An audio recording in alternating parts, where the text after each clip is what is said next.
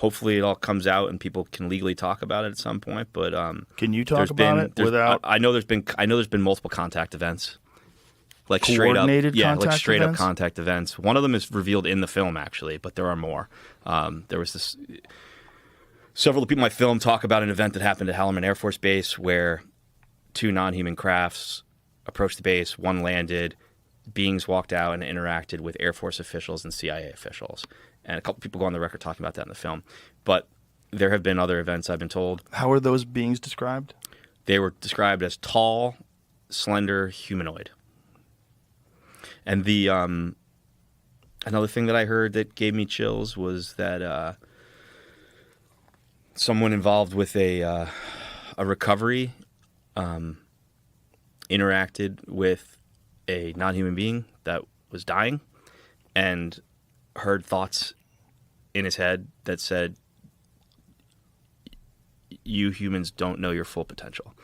And that was said to me by a very senior, older guy from the intelligence community. And I thought that was pretty incredible.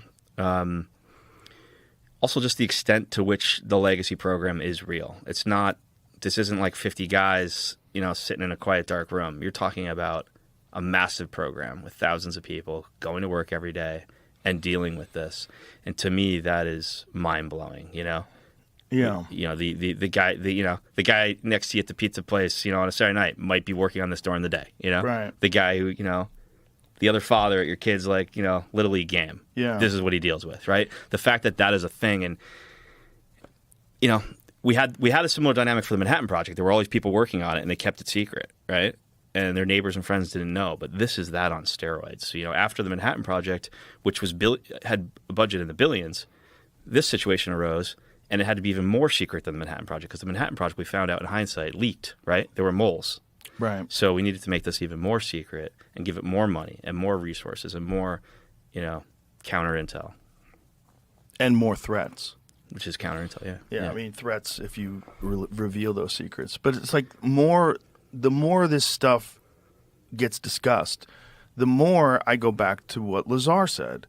Because what Lazar is describing from the 1980s is exactly what these people are saying now. They've had these things. They've been trying to figure them out. They've been working on them. At least in the 1980s, they hadn't totally cracked it yet. But they did know how to operate them, and that they would do these tests. But everything was so compartmentalized. He said he wasn't allowed to talk to the metallurgist. There was different people that were assigned to it. Yeah. What they were assigned to do was to try to figure out how the propulsion system worked. Yeah. And then there was other people that were assigned to try to figure out how the metallurgy was formed. Because whatever it was seemed like it was 3D printed. It didn't have any seams. Yeah. And when he talks about it, it sounds exactly like what people are talking about today, which is really bananas. Yeah. Because this is late 1980s, and he's the first guy to crack through with this stuff. Yeah. Everything is so in that secret program. Everything is so siloed out where you could have one team of defense contractors working on one thing. They're not even told it's from an alien spacecraft. They're just told, "Here's the thing. It might be Russia. It might be China. Tell us how it works." Right. They're just kept in a little bubble. And one of the issues now is that everything's become so overclassified and so siloed that it's actually hurting progress.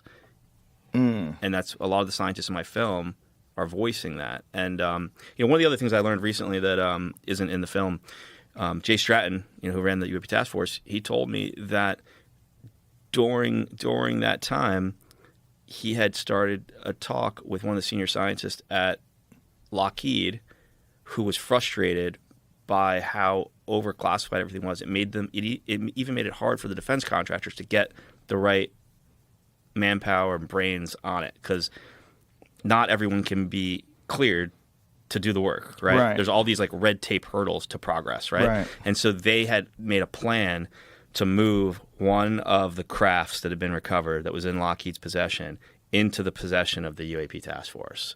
And then the task force was going to be able to put more brain power towards it.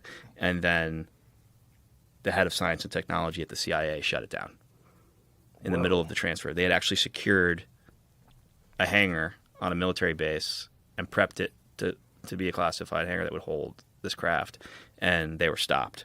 So the issue of overclassification. Did they know what happened after that? Yeah, the CIA shut the whole transaction down, and the craft stayed in Lockheed's possession. And then that particular leader within Lockheed died about 2 years later. So the effort kind of stopped. He had cancer. The overclassification is definitely a hurdle for this. And our competitors don't necessarily have that. Like there's no free will in China. She can just be like, hey, you're the smartest guy graduating your class. You're going to go work for the nation on this, Right, period. And here, the problem is no one knows it's real. One of the things I hope the film changes is it makes the scientific community know that this is a valid area of inquiry. This is real. It's a real situation. And there's a ton of problems for the next generation of engineers and scientists to solve, And so hopefully it inspires them and helps us make progress, because there's a lot of progress that could be made here. Well, it certainly seems like it, but it's like one of the things that you guys propose in the film that I think may be the only way forward is some sort of a mass amnesty to all these people that did lie to Congress and probably misappropriated funds and maybe stole them a little bit here and there.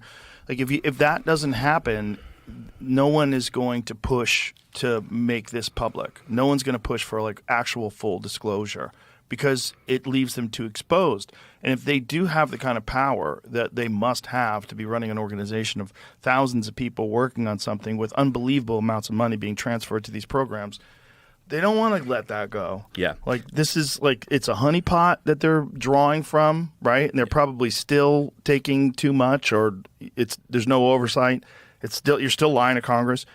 And you'd have to have some national security amnesty program saying, look, in the interest of national security, it's critically important that we get all of our best people working on this. The only way we're ever going to really do that is to completely reveal that this is actually really happening. This is real crafts from somewhere or something. We have them. We'll tell you where we have them. And I think right now, people wouldn't even freak out, because I would think that people would freak out if there was some sort of official narrative of disclosure. But that's sort of been breached, right? The New York Times breached that in 2017. I think this film is that. I mean, this is 34 credible people putting their reputation and name on the line, which I honestly, Joe, I think it's stronger evidence than any video or photo. These days, you could put a 4K video of a giant craft over Vandenberg, and half the human population will say it's AI, right, or creating some visual effects program. But someone of note putting their name and reputation on the line, their career on the line, the rest of their lives on the line, to say this is what I know to be true. To me, that's the greatest evidence that exists. But I do think, to your point, amnesty is something that's gonna have to be figured out, because while it's hard for anyone to accept letting people off the hook for wrongdoings, right? It does seem like it's in the best interest of the bigger picture. 100%. Because these people just aren't good. They have no incentive to come forward with what they've learned. And so, to quote Rubio in the film, he says, look, this is not a endeavor to go and punish anyone, but we need to know what they learned. Right. And I think he's totally dead on.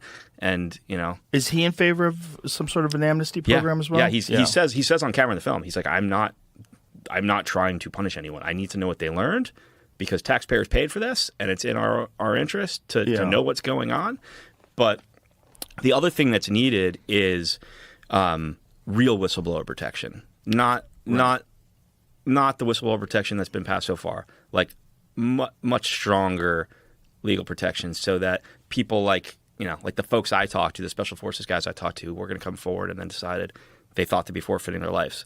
You've got to change that set of circumstances. You got to make those people feel like that's not going to happen to them. Right. And what I think ultimately is going to have to happen, and I wouldn't be surprised, man, if it happens soon after the film comes out, I think a sitting president has to step to the microphone and say definitively, humanity's not alone in the universe. We have recovered technology of non-human origin. So have other nations. There is a high-stakes secret Cold War race to reverse engineer this technology. We need to win this race, and the U.S. intends to lead in this new chapter. I think that needs to happen, like a level set of basic facts, and I really do think it will happen. Well, if that is going to happen, I think Trump might be the only guy that's willing to do something crazy. I think it's very likely that he does that. I know that he is aware of the film. I know he's aware of what people in his administration say. Has he watched it? You know that? He has not watched the film, but I know he's very aware of it, and I know that they are discussing internally how they're going to react to the film publicly. And I also know that he has very recently, tasked Tulsi Gabbard with getting to the bottom of the situation and finding out for him what he needs to know that he doesn't know. Really? Yeah. And as Rubio said in the film, Rubio says on camera, on the record, on the film, that this has been kept from sitting presidents.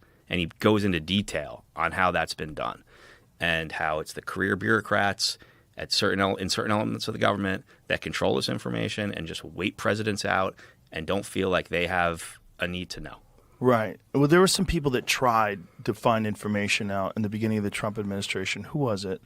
There was someone that talked about it on record and said he was told at every turn that you don't have the clearance. Yeah, yeah. But here's the thing. Trump actually found out about the base facts in his last presidency and was contemplating stepping to the microphone then. What base facts? So Jay Stratton, who ran the task force, he says on camera in my film that he briefed that Mnuchin, the Secretary of Treasury, asked for a briefing on the lay of the land because Trump asked him to get the briefing, and Trump had already known that the base facts that we're not alone in the universe, that there's been recovery of crashed craft, right? He knew those base facts, and he told Mnuchin that he was thinking about going public. And so Mnuchin reached out to Stratton to get a briefing, and he told Stratton that the reason he wanted the briefing is because he needed to be able to evaluate what the impact would be to the economy if the president decided to step to the mic and tell the world we're not alone. And Stratton tells the story on camera in the film, and I've heard a lot more about it off camera. So we know Trump contemplated doing this already. Now I think the release of this film and Rubio's involvement puts enough on the table that it makes it easier for him to do. I think they would have to have some sort of a plan in place if they were going to say that, right? Like the amnesty plan, the idea behind it would have to be in place. If someone's at least grab control of the situation and say that this is real and the U.S. intends to lead the way. Because the other factor that the White House has to keep in mind is you don't want Xi or Putin being the guy to do that. Right. You don't want them to have that moment, right? Right. Something I was thinking about with regards to that moment of a president stepping to the mic. When we entered the space race, Kennedy gave that big famous speech, right?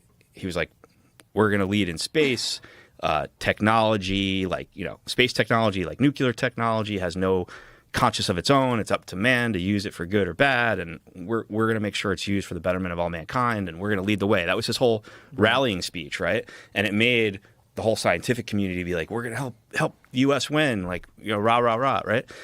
I think that's needed in this race. We need all the support of the scientific community, of academia, the kids coming out of MIT. We need them putting their brain power towards this, and I think the White House knows that. And it's also the greatest. That's the greatest TV moment a leader could have in the history of humanity. Step into the microphone. How much do you think Elon knows? Look, I've seen him obviously talk to you about it. I think he knows a lot. Yeah, me too. I don't think you get the contracts and the clearances you need to operate in space without some horse trading. Yeah, when I went to SpaceX, I'm like, motherfucker, you know everything. There's no way you're launching these fucking things into space without them keying you in on exactly what's going on. He's just sly about it. Well, He goes, well, if they're all aliens, they're certainly all subtle. That's what he says. Are they really? I don't know, man. I think it's impossible to operate in space like he does and not be aware of everything. And also at the level he operates clearance-wise. I held a secret screening at the National Space Symposium earlier this year, which is the Super Bowl of the space industry. It's like 60 people, heavy hitters from the space industry. We didn't promote it or publicize it at all, but there were a dozen guys from SpaceX there, and they all seem very aware of everything revealed in the film. Yeah, I'm positive. Yeah, he's my friend, and he won't tell me. He's a legend. He keeps a lid on it. He's a legend. But how would he not know if it is? And some people have told me he knows that he knows some things. So whatever. But the point is, people are good at keeping secrets. That's real. 100%. Even people that aren't notoriously good at keeping secrets are good at keeping secrets when they have to be. Do you think if you put yourself, you've interviewed Trump, do you see him doing that? Stepping to the mic and telling us the truth? Someone talks to him about it and convinces him it's a great idea. Like if I had an hour with him. I mean, it's literally the single, in my opinion, the single greatest moment a leader could have. Well, in the history of the world. If he could be the guy that blows the lid off of it, that would definitely help with his legacy too, which I think would be a good way to convince him.